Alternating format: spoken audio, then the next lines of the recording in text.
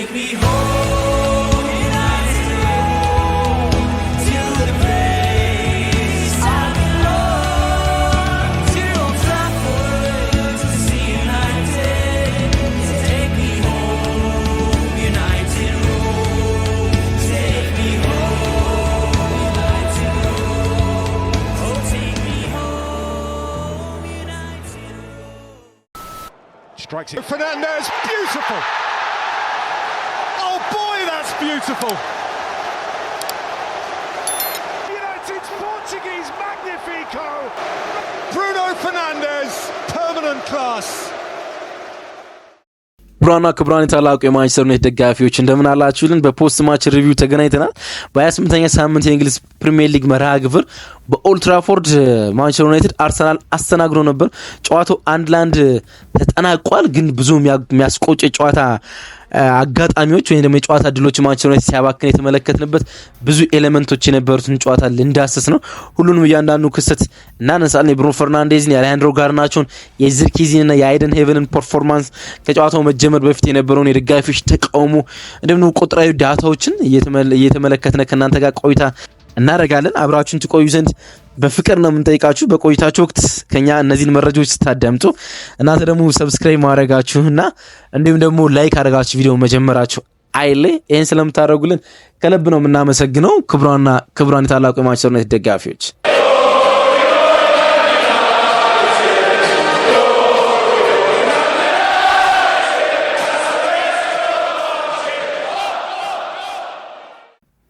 በጣም ሲበዛ አስደናቂ የሚባል አይነት የጨዋታ ፉክክር ያየንበት መርሃ ግብር አይደለም። ግን ደግሞ የተቀዛቀዘው ፈርስት ሃፍ በሰከንድ ሃፍ ብዙ ሙቭመንቶች የተፈጠሩበት እናም ጨዋታው ማንቸስተር ዩናይትድ የማሸነፍ እድሎች በብዙ የነበሩበት ጨዋታ ነበር። ዩናይትድ በሜዳው የመጀመሪያ አጋማሽን እየመራ ወጥቶ ከተሸነፈ ረጅም ዓመታትን ተቆጥሯል። ወደ 1984 ለመጨረሻ ጊዜ እንሄዳለን። ማንቸስተር ዩናይትድ የመጀመሪያ አጋማሽን እየመራ ከዛ በኋላ ሲሸነፍ ወይም ደግሞ ካምባክ ሲደረግበት ማለት ነው። 388 ጨዋታዎችን በሜዳው ማን ዩናይትድ አከናውኗል። በ355 ጨዋታዎች እየመራ የመጀመሪያ አጋማሽን ባጠናቀቀባቸው ጨዋታዎች አሸንፎ ወጥቷል። በ33 አጋጣሚዎች ደግሞ እየመራ ፈርስት ሃፍ ባጠናቀቀባቸው አቻ ወጥቷል። ምንም አይነት ሽንፈት አላጋጠመውም። ትናንትና መሆን የቻለው ይሄ ነው። ላለፉት አመታት ኦልሞስት ሩበን አሞሪም እንኳን አልተወለደም ማን ዩናይትድ የመጀመሪያ አጋማሽን እየመራ ወጥቶ ከተሸነፈ ማለት ነው። ትናንትና እሱን ነው የተመለከተነው። ብሩኖ ፈርናንዴዝ በጣም አስደናቂ ነበር። እያንዳንዱ ነገር እንመለከታለን። ግን ደግሞ ከላይን አፕ መጀመር ያለብን ይመስለኛል። ከላይን አፕ ማስቀደሙ ከጨዋታው ሲጠበቅ የነበረ አንድ ትልቅ እውነት አለ። የማንቸስተር ዩናይትድ ደጋፊዎች በግሌዘር ቤተሰቦች ላይ ያነሱታል ተብሎ ሲጠበቅ የነበረው ተቃውሞ 1958 ወይ ደግሞ 1958 የሚባለው የደጋፊዎች ማህበር የጠራው ከፍተኛ ተቃውሞ ነበር። እሱ ሲጠበቅ ነበር።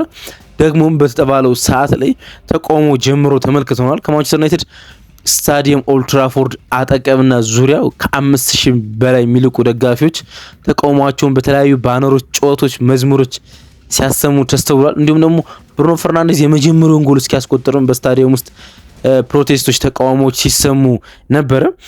2022 ሊቨርፑል ከማንቸስተር ዩናይትድ ሲጫወቱ የግሌዘር ቤተሰቦች ላይ ከተነሳው ተቃውሞ በኋላ በጣም ትልቁ የተባለው ተቃውሞ ትናንትና ስታዲየም ውስጥ ተመልክተናል ማለት ነው። ግሌዘሮች እንዲለቁ ማንቸስተር ዩናይትድ ወደ 1 ቢሊዮን የሚጠጋ እዳ እና የባንክ ውዝፍ ውስጥ እንዲገባ እንዳስቻሉት የቡድኑ የማኔጅመንት መዋቅርን ጨምሮ በብዙ ሲተች ነበር። ላለፉት ዓመታት የሄደበት መንገድ አሁን ዲስሪስፔክት በሆነ መንገድ የሰራተኞች ቅነሳ ውስጥ እንዲገባ እንዳደረገው ደጋፊዎች ሲያስነሱ ተመልክተናል ማለት ነው። ከዛ በኋላ ወደ ጨዋታው ነው እንግዲህ ምናመራ። በማንቸስተር ዩናይትድ ውስጥ ላይን አፕ ውስጥ የነበሩ ተጫዋቾች የሚደንቅ ነበረ። ኦናና፣ ሊንድሎፍ፣ ዳሎት፣ ዲሊት እና ዮሮ በተከላካይ ስፍራ ውስጥ ነበሩ። እንዲሁም ደግሞ ማዝራዊና ዳሎት ደግሞ በዊንግ ባክነት ቦታ ነበሩ። ካስሜሮና ብሩኖ እንዲሁም ደግሞ ጋርናቾና ኤሪክሰን በካጥቂው ጀርባ ላይ ነበሩ። ዝርኪዚ የፊት መስመሩን ሲመራ ነበር። ሆይሉንድ ወደ ተጠባባቂነት ቦታ ወርዶ ነበር። የአማካኝ ስፍራ ተጫዋቾችን ማብዛት ፈልጎ ነበር ጌሙን ማኔጅ ለማድረግ ሩበን አሞሪም። በጣም የተሳካ ነው። ከዛ የማንቸስተር ዩናይትድ ተጠባባቂ ስትመለከቱት በጣም ያስገርማል። ከዋናው ቡድን የነበሩ ከ9 ተጠባባቂ ተጫዋቾች ውስጥ ከዋናው ቡድን ውስጥ ወይም ተደጋጋሚ የማንቸስተር ዩናይትድ ጨዋታዎችን አድርገው የሚያውቁ 2 ተጫዋቾች ብቻ ነበሩ። ቶቢ ኮይለር የ21 ዓመት ወጣት ተጫዋችና ራስመስ ሆይሉንድ ብቻ ነው የነበሩት። ሌሎቹ የአካዳሚ ተጫዋቾች ነው የነበሩት። ለምሳሌ አሪ ሃርሰን 19 ዓመት ተጫዋች፣ ዶርሞንት ሚ የ22 ዓመት ተጫዋች፣ አይደን ሄበን ከአርሰናል የመጣው የመሃል ተከላካይና በጨዋታው ውስጥ በጣም አስደናቂ ምሽት የነበረው ተቀይሮ ከገባ በኋላ 18 ዓመት፣ ሃሪ አማስ 17 ዓመት፣ ጃክ ሞርሞስ 19 ዓመት፣ ጃክ ፍሊቸር 17 ዓመት፣ ቺዲ ኦቢ ማርትን 17 ዓመት፣ ራስሙስ ሆይሉንድ እንኳን ብንወስድ 22 ዓመትና ቶቢ ኮይለር 21 ዓመት ናቸው። ሁሉም ተጫዋቾች ከ22 ዓመት በታች የሆኑ ተጫዋቾች ናቸው እንግዲህ በማንቸስተር ዩናይትድ ተጠባባቂነት የነበሩት ማለት ነው። ያን ያህል የማንቸስተር ዩናይትድ የስኳድ ዲፕስ በጣም ጠቦ ነበር። ወደ 11 የሚደርሱ ተጫዋቾች በጨዋታው ውጭ ነበሩ። አንድ ተጫዋች በቅጣት ምክንያት አልነበረም፣ ፓትሪክ ዶርክና ጨዋታው በእንደዚህ አይነት ሴንስ ነበር እንግዲህ ጀምሮ የተመለከተው። ጨዋታውን ኦልሞስት ሙሉ በሙሉ ማንቸስተር ዩናይትድ የተቆጣጠረበትን የመጀመሪያ አጋማሽ ተመልክተናል። አርሰናል ኳሱን ይዞት የነበረ ቢሆንም የኳስ ቁጥጥር ድርሻውን ወስዶ ቢሆንም የጨዋታውን መቆጣጠር ደግሞ ማንቸስተር ዩናይትድ ሙሉ በሙሉ ወስዶ ነበር ማለት እንችላለን። በመጀመሪያ አጋማሽ ማለት ነው። 2 ሙከራ ብቻ ነው ማንቸስተር ዩናይትድ ማድረግ ያልቻለ፣ ግን ደግሞ አርሰናል ኳሱን 67% ይዘውት ምንም አይነት እድሎች እንዳይፈጥሩባቸው ቦክስ ውስጥ እንኳን እንደፈለጉ እንዳይገቡ የአርሰናል በጣም አደገኞቹ ተጫዋቾች ኳሱን በጎሉ አቅራቢያ ባሉ ስፔሶች ውስጥ እንዳይነኩ፣ በተለይ ደግሞ የተኗኗሪ ቀይ መስመር ሀፍ ስፔስ ጠርዝ ላይ ኳሱ እንዳይነካው፣ እንዲሁም ደግሞ ማርቲን ኦዲጋርድ እና ሊያንድሮ ትሮሳርድ ወደ ቦክስ እንዳይገቡ ማድረግ ችለዋል። በደንብ ማኔጅ የተደረገ ጨዋታ ነው የነበረ። የአርሰናል ተጫዋቾች እድሎችን አጥተው ከቦክስ ውጭ ብዙ ሙከራዎችን ሲሞክሩ የተመለከተ ነው። ወደ 5 የሚጠጉ ሙከራዎችን የመጀመሪያው አጋማሽ የአርሰናል ተጫዋቾች ከቦክስ ውጭ እንዲያደርጉ አስችሏል። ከዛ በኋላ ሊያንድሮ ትሮሳርድ በጋርናቾ ላይ በፈጸመው ጥፋት ለሴንተሩ በቀረበው ወደ ግራ ወደ ቀኝ አዘንብሎ ለሴንተሩ በቀረበ ቦታ ላይ የ25 ያርድ አካባቢ ላይ ቅጣት ምት አገኙ ማንቸስተር ዩናይትድ። በጣም ግሩም ቅጣት ምት ነበረ። የአርሰናል ተጫዋቾች ግንብ የሚባለው ወይም ብሎኪንግ የተሰራው ወደ 11 ያርድ አካባቢ ነው። በእርግጥ መሰራት የነበረበት 10 ያርድ ነው። አንቶኒ ቴይለር ጥቂት ጥፋት የፈጸመ ይመስላል ሲቆጥር ማለት ነው። ወደ 11 ያርድ ነው። ከዛ በኋላ ማሳየት ችሎ ነበር ስካይ ስፖርት ስክሪኑ ላይ 11 ያርድ አርሰናሎች እንደቆሙ። ግን ደግሞ በጣም የሚገርመው ነው የብሩኖ ንቃት ያስገረመኝ፣ ዴቪድ ራያ ፖዚሽናል ስህተት ፈጽሞ ነበር። ሴንተር ላይ ለቆመ ኳሱ ሴንተር ላይ ለተገኘ ኳስ በጣም ወደ ግራ አዘንብሎ ነበር የቆመ፣ በጣም አዘንብሎ ማለት ነው። ያን ስፔስ በጣም አጥንቷል። ከዛ በኋላ የአርሰናል ረጃጅሞቹ ተጫዋቾች በቆሙበት ዴቪድ ማለት ጋር ይቅርታ አድማጮቻችን፣ ዊሊያም ሳሊባ እና ገብርኤል ማጋሪሽ በቆሙበት አናት ነው ኳሱ የመታው ማለት ነው። በእነሱ አናት ላይ የተመታው ኳስ ተመጥኖ የመረቡ የላይኛው ክፍል እንኳን አይደለም የገባ፣ በጣም ግማሽ አካባቢ ላይ ነበር ቮሊዩ እንዲቆጠር የሆነውና በጣም ሲበዛ አስደናቂ ቅጣት ምት ነበር ምጠናው ማለት እንችላለን። በጣም ሲበዛ አስደናቂ ቅጣት ምት ነው ማስቆጠር የቻለ ብሩኖ ፈርናንዴዝ። በጨዋታውም ከኳስ ውጭ የነበረው እንቅስቃሴ የሚደንቅ ነበር። የአማካኝ ስፍራ ተጫዋች ነው። ዊዛውት ቦል በጣም ይለፋ የነበረ ተጫዋች ነው የነበረ። እንግዲህ በውድድር ዓመቱ ላይ 3ኛ ቅጣት ምቱ ነው ሌስተር ሲቲ ያስቆጠረው። የሌስተር ሲቲው ዲፍሌክት ነበረበት፣ ግን 2 ዳይሬክት ቅጣት ምቶችን ማስቆጠር ችሏል በ3 ጨዋታዎች ማለት እንችላለን። ከኤፕስዊች ጨዋታ በፊት በኤቨርተን ላይ እንደዚህ አይነት ቅጣት ምት ማስቆጠር ችሎ ነበር። ትናንትና አስቆጠረ።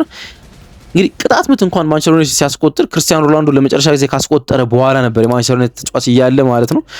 አሁን ከ2013-14 ሲዝን በኋላ ዋይን ሮኒ በአንድ ሲዝን 3 ቅጣት ምት፣ በዚህ ውድድር ዓመት ዋን ማታ 2 ቅጣት ምት ካስቆጠሩ በኋላ አንድ የማንቸስተር ዩናይትድ ተጫዋች በአንድ የውድድር ዓመት 2 ቅጣት ምቶችን ሲያስቆጥር ነው በቀጥታ የተመለከትነው ማለት እንችላለን። እንግዲህ የሚደንቅ ሲዝን ነው መቼም እያሳለፈ የሚገኘው በዚህ የውድድር ዓመት ማለት እንችላለን። ብሩኖ ፈርናንዴዝ 25 የጎል ተሳትፎች ነው ማድረግ የቻለ 12 ጎልና 13 አሲስት ማለት ነው። እዚህ ሪከርድ ላይ ባለፉት 3 ዓመታቶች መድረስ ችሏል። ባለፉት 3 ዓመታቶች ውስጥ 25 የጎል ተሳትፎዎችን ለማንቸስተር ዩናይትድ አስመዝግቧል። 2022-23፣ 2023-24፣ 2025-24 ማለት ነው 25 የጎል ተሳትፎዎች ላይ ደርሷል። በዚህ ውድድር ዓመትም 12 ጎልና 13 አሲስት ማድረግ ችሏል። እንደዚህ አይነት የጎል ተሳትፎዎች ያደረጉት የፕሪሚየር ሊግ ተጫዋቾች ባለፉት 3 ዓመታት 2 ብቻ ናቸው፣ ኤርሊንግ ሃላንድ እና መሐመድ ሳላ። ከነሱ ቀጥሎ ብዙ የጎል ተሳትፎ ያለው ባለፉት 3 ዓመታት ትልቁ ተጫዋች ያደርገዋል። እንግዲህ ማንቸስተር ዩናይትድ ባክ ቱ ባክ ጨዋታውን ለማሸነፍ ተቃርቦ ነበር። በዚህ ውድድር ዓመት ማን ዩናይትድ ባክ ቱ ባክ ጌም አላሸነፈም። እንግዲህ ኢፕስዊችን ካሸነፈ በኋላ በሊጉ አርሰናል ለማሸነፍ ተቃርቦ ነበረ። ሁለተኛው አጋማሽ ላይም የተለያዩ ጎድሎችን ሲፈጥር ማንቸስተር ዩናይትድ ተመልክተው ነበር። ለምሳሌ ጥቂቶችን እናንሳ። 54ኛው ደቂቃ ላይ ናስር ማዝራዊ ከጋርናቾ የመጣለት ቮሊ ኳስ በካውንተር አታክ በጣም አስደናቂ ቮሊ ነበረ። የናስር ማዝራዊ ማጠቃቀም በጣም ግሩም ነበረ። ግን ደግሞ ዴቪድ ራያ በጣም ድንቅ ሆነና ጎል መቆጣጠር ቻለ ቮሊውን።